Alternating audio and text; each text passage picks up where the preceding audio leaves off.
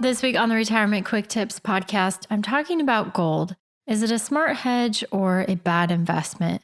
Now, maybe you've heard recently in the news about the price of gold. It hit close to, I don't think it quite hit $3,500, but it was close to $3,500 an ounce. It's back down as I record this podcast in the $3,300 range, but it did creep up around $3,500 an ounce. And it's up 30% this year alone. And it's actually made some pretty strong gains, bouncing around a lot during the COVID era. It didn't really do that well, which was surprising considering all the uncertainty. But ever since 2002, around the time when Russia invaded Ukraine, that's when kind of gold prices sort of started taking off from there. In the fall of 2002, they really started to climb and have made a pretty steady climb. And since that time in the fall of 2022, it's up over 100%, which is absolutely stunning.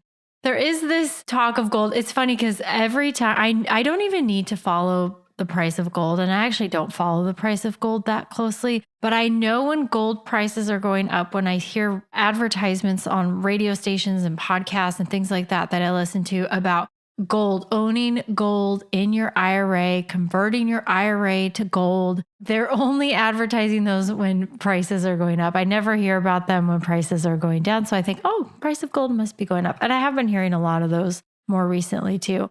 A really interesting article in the LA Times.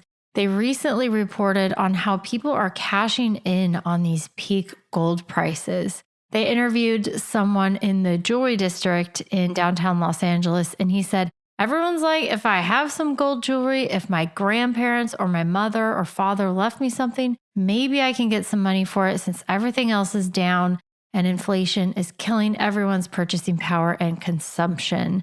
And he said he heard that all around the jewelry district. During a previous spike in gold prices, they said people were asking morticians for permission to pull gold teeth from the mouths of dead family members.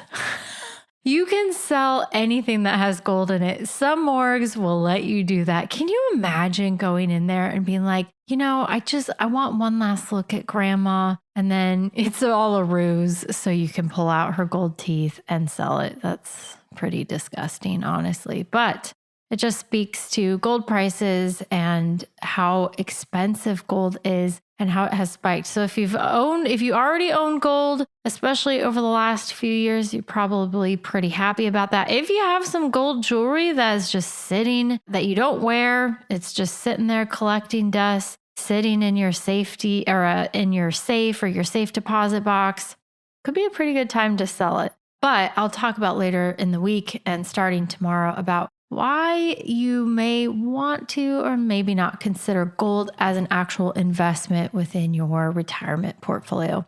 All right, that's it for today. Thank you so much for listening. My name is Ashley Michike, and this is the Retirement Quick Tips podcast.